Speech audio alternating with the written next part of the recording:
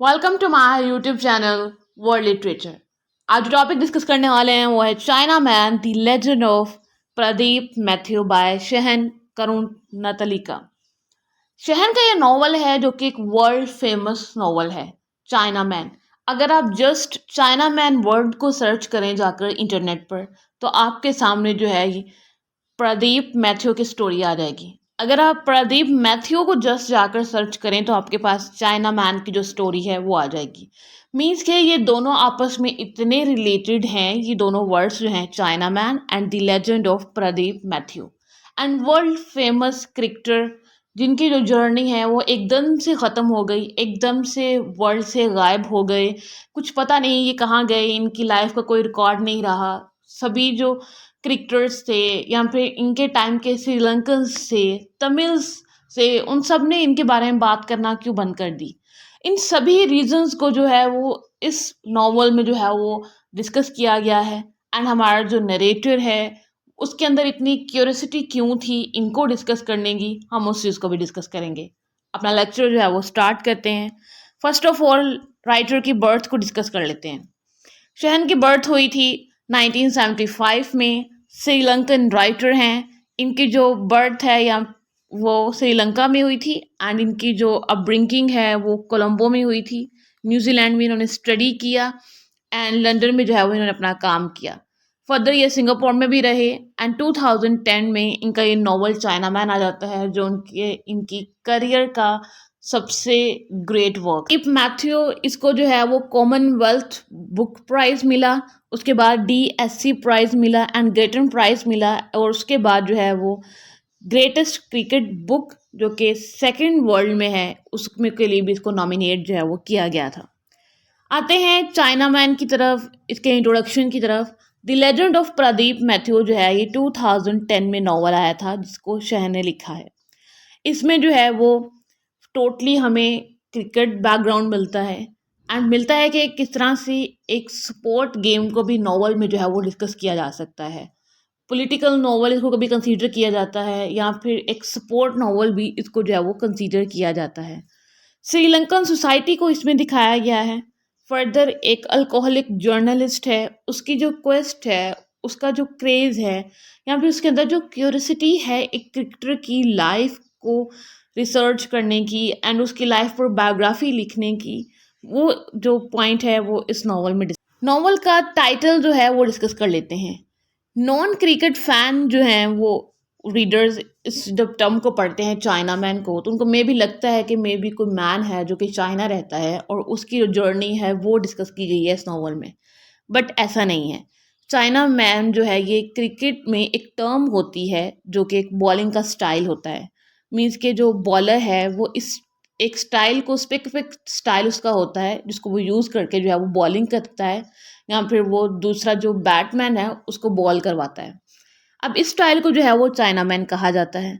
अब pony tell China man जो है ना ये बहुत ही फेमस जो है वो क्रिकेटर था श्रीलंका में, जिसको जो है वो बहुत ही ओवररेटेड समझा जाता था। वर्ड है, ये जो टाइटल है ये इसी क्वालिटी की बेस पर जो है ना वो इस नॉवल को दिया गया है, क्योंकि हम जिस क्रिकेटर को आज डिस्कस करने वाले हैं इस नॉवल में उनके अंदर भी यही क्वालिटीज़ थी। उनकी बॉलिंग जो क्वालिटीज़ थी वो बहुत अच्छी थी एंड वो जब बॉलिंग करवाते थे उनका जो हैंड है वो 360 डिग्री का जो है वो स्पिन कर लेता था। तो हम जो है वो खुद नॉन जो क्रिकेट रीडर हैं या फिर नॉन क्रिकेट फ़ैन रीडर हैं, इसलिए जो है वो बहुत सारी टर्म्स जो हैं वो क्रिकेट की नहीं भी पता है, लेकिन जिनको पता है उनके पास जो है वो क्रिकेट का नॉलेज भी होगा एंड इस नॉवल को नॉलेज भी होगा, तो वो दोनों इसमें रिलेट कर सकते हैं। चाइना मैन नॉवल को नरेट किया है विजय दसा करुणासिन्हा ने, जिसको जो है वो निक नेम विजय का दिया जाता है, जो कि एक सपोर्ट जर्नलिस्ट था और वो जो है वो एक क्रिकेटर की लाइफ में जो है ना वो बहुत ज़्यादा इंटरेस्टेड था। अब विजय जो है उसने जो है वो प्रदीप मैथ्यू का जो बॉलिंग स्टाइल है उसको जो है वो सबसे पहले तो ऑब्जर्व किया एंड उससे जो है वो बहुत इंस्पायर हुए एंड देन जो है वो उसी चीज़ को उन्होंने रेट भी किया। फर्दर कि अगर ग्रेटर श्रीलंकन क्रिकेटर की बात करें तो उसमें जो फेमस नेम आता है वो प्रदीप मैथ्यू का आता है। बट ऐसा क्या होता है कि श्रीलंका में 30 इयर्स की सिविल वॉर भी चली।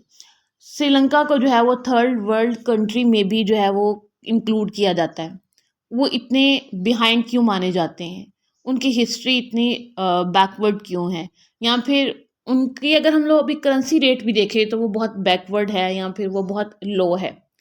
तो जो श्रीलंकन्स हैं उनका पॉलिटिकल अपहेवल तो रहा ही है। इवन उन्होंने एक ग्लोरियस टाइम पीरियड भी देखा है इंडिपेंडेंस का, उन्होंने स्ट्रगल भी की है। बट अगर हम लोग क्रिकेट की बात करते हैं कि 1980s तक सब कुछ ठीक चल रहा था, बट देन ऐसा क्या होता है कि सडनली एक क्रिकेटर है वो अपने करियर की हाइट पर है, मीन्स कि उसका एक ग्लोरियस करियर जो है वो चल रहा होता है, एंड अचानक सडनली न्यूज़ आती है कि वो अब डिसअपेयर हो चुका है। ये भी नहीं पता कि उसकी डेथ हो चुकी, करियर की हाइट पर जो है वो डिसअपेयर हो जाता है। ये भी नहीं पता कि उसकी डेथ हो जाती है उस क्रिकेटर की, या फिर उसको जो है वो वैसे ही कहीं जो हो हाइड कर दिया जाता है। ये बहुत सारी मिस्ट्रीज हैं इसी क्रिकेटर की, प्रदीप मैथ्यू की लाइफ की, जो कि अनरिजॉल्व है। विजय फर्दर नरेट करते हैं कि तो प्रदीप मैथ्यू को जो है वो उनकी जो डिसअपेयरेंस थी, एक तो वो इंसिडेंट, एंड देन जो है वो उनको डेड कंसीडर किया जाने लगा। देन जो है वो अनफॉर्चुनेटली उनके लिए जो है वो पब्लिक कोई रिकॉर्ड्स भी जो है वो नहीं रखे गए थे। फर्दर जो है वो प्रदीप की जितनी भी अचीवमेंट्स थी उसका कोई रिकॉर्ड ही नहीं था किसी के पास भी। विजय प्रदीप की जो है ना वो फर्दर अपीयरेंस को डिस्क्राइब करते हैं कि एक टेम्परामेंटल मैन, शाय था एंड होनेस्ट भी था। प्रदीप के अंदर ये इतनी एबिलिटीज़ थी या फिर उनकी जो कैपेबिलिटीज़ थी, उनके अंदर ये टैलेंट था कि वो अपनी जो रिस्ट हैं उसको जो है वो 360 डिग्री के एंगल पे जो है वो ट्विस्ट कर सकते थे, एंड बॉल को इस तरह से स्पिन करते थे कि जो एवरेज बॉलर जो है वो नहीं कर पाते थे, लेकिन इनके अंदर जो है वो प्रदीप के अंदर ये एबिलिटीज़ थी कि वो ये कर लेते थे, एंड उनकी तरह का कोई बॉलर उस टाइम पे था भी नहीं। स्टोरी में थोड़ा सा स्पाइस ऐड होता है एंड नरेटर के बारे में थोड़ा सा रिवील किया जाता है नॉवल में। विजय जो है उसने अपना जो है वो लीवर जो है वो डैमेज कर लिया है क्योंकि वो अल्कोहलिक है। जब तक वो अल्कोहल को टच ना करे, उसको ड्रिंक ना करे, कंज्यूम ना कर ले, तब तक विजय जो है वो कोई वर्ड भी जो है वो नहीं लिख सकता है as a writer, as a journalist. और वो लिख भी रहे हैं प्रदीप की बायोग्राफी को, तो इसलिए उन्हें जो कंटिन्यूसली है वो अल्कोहल को कंज्यूम करना पड़ता है, जिसकी वजह से उनका लीवर जो है वो ख़राब हो चुका है, एंड डॉक्टर्स ने भी उनको जो है वो वार्निंग दे दी है कि आपकी जो है ना वो डेथ जो है वो हो सकती है।